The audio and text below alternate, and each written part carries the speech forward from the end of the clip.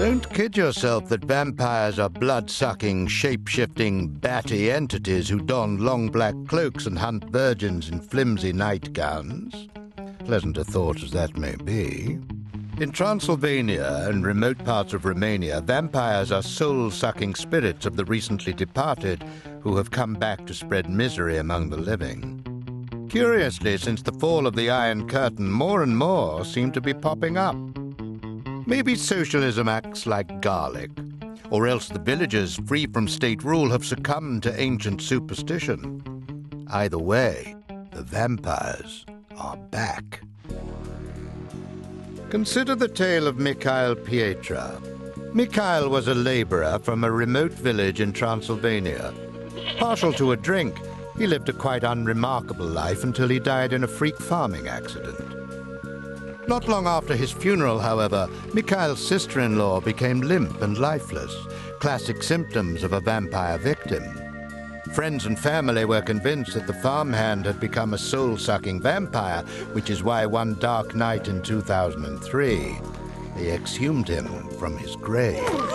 They split his ribcage with a fork, drove stakes through his body, and sprinkled garlic over his remains. Then it got gruesome. They pulled out what was left of his heart and burnt it. The embers were mixed with water, and the foul cocktail was given to the poor woman to drink. In the West, people live in a very sanitized world where they don't address death in their daily lives. In traditional cultures, such as we can find in Romania and the Balkans, driving of a stake through the heart, they really do happen. People really do carry out these things. They would seem very freakish to an urban person. But these things persist in village culture. Villagers claim that the sick woman soon became well again, following the ancient ritual. But maybe there's more to the healing powers of her vampire juice than meets the eye.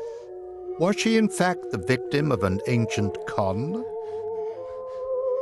There is quite a lot of evidence collected by folklorists to suggest that peasants have had money extorted out of them, for instance, to stop the hail landing on their crops. And the same thing can happen with somebody who's afraid of bloodsuckers, who has that fear. Strigoi, vampires.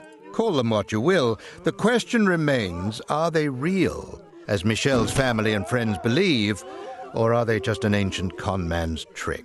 In Russian, the word vampire applies not just to a blood-sucking human or animal, but also to an evil magician, which suggests that the word is actually attached to not the bloodsucker, but the money sucker.